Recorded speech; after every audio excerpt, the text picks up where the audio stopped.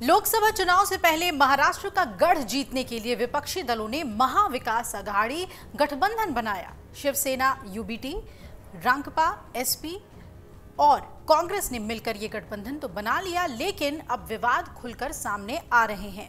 बागी तेवर दिखा रहे हैं कांग्रेस नेता संजय निरुपम, जिनके शिंदे गुट में जाने की खबरें अब खूब जोर पकड़ रही हैं। दरअसल हाल ही में शिवसेना यूबीटी ने 16 सीटों पर अपने प्रत्याशियों का ऐलान कर दिया और इसके बाद से ही इस गठबंधन की जड़ें कमजोर पड़ रही है। जिस सीट से कांग्रेस नेता संजय निरुपम लड़ना चाहते थे चुनाव, और उसी सीट से उद्धव ने अपना प्रत्याशी उतार दिया। तो कांग्रेस नेता संजय निरुपम का कहना है कि कांग्रेस को सीटों के लिए उद्धव ठाकरे के नेतृत्व वाले संगठन के आगे झुकना नहीं चाहिए। इसके साथ ही निरुपम ने यह भी दावा किया कि कांग्रेस के समर्थन के बिना शिवसेना यूबीटी यानी उद्धव ठाकरे की पार्टी एक भी सीट नहीं जीत सकती। कांग्रेस नेता ने आगे ये भी कहा कि शिवसेना यूबीटी ने मुंबई की 6 में से 5 सीटें लेने के लिए हमारी बाह मरोड़ दी। ये कार्रवाई कांग्रेस को खत्म करने के लिए एक चाल है। निरुपम ने बताया कि कांग्रेस को सांगली, मुंबई उत्तर पश्चिम, मुंबई दक्षिण मध्य और भिवंडी से दोस्ताना लड़ाई लड़नी चाहिए। दरअसल इस हफ्ते की शुरुआत में शिवसेना यूबीटी ने 16 उम्मीदवारों की सूची जारी की और कहा कि वो महाराष्ट्र में कुल 22 संसदीय सीटों पर चुनाव लड़ेगी। इन सीटों में मुंबई की 4 सीटें भी शामिल हैं। इन सीटों में मुंबई उत्तर पश्चिम सीट भी शामिल है, जहां से कांग्रेस संजय निरुपम को दावेदार बनाना चाहती थी। अब इस सीट को लेकर खींचतान मच गई है। महाराष्ट्र में उत्तर प्रदेश के बाद सबसे ज्यादा 48 लोकसभा सीटें हैं। साल 2019 के आंकड़े अगर हम आपको बताएं तो गौर कीजिए कि महाराष्ट्र की 48 सीटों में से 23 सीटों पर बीजेपी ने जीत हासिल की थी। शिवसेना ने 18, राष्ट्रवादी कांग्रेस पार्टी जिसमें कि तब टूट नहीं हुई थी, और एआईएमआईएम ने एक सीट पर जीत हासिल की थी। इसके अलावा एक सीट निर्दलीय के खाते में गया था।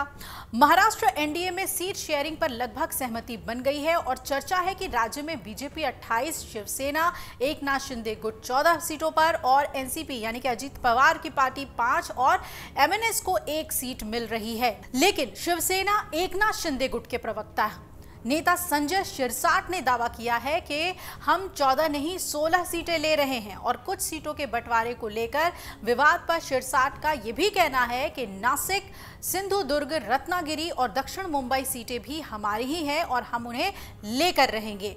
वहीं उन्होंने कांग्रेस से नाराज संजय निरुपम के शिवसेना में वापसी के भी संकेत दिए हैं। उन्होंने ये कहा कि अगर वो शिवसेना में लौटे तो उनको ये खास सीट दी जा सकती है। अब आपको बता दें कि संजय निरुपम इन दिनों अपनी पार्टी कांग्रेस से काफी नाराज चल रहे हैं। महाविकास आघाड़ी में सीट शेयरिंग को लेकर वो काफी नाराज हैं। निरुपम ने अपनी ही पार्टी पर निशाना साधते हुए कांग्रेस को 1 हफ्ते का समय दिया है और कहा है कि 1 हफ्ते के अंदर वो अपना फैसला स्वतंत्रता पूर्वक ले लेंगे।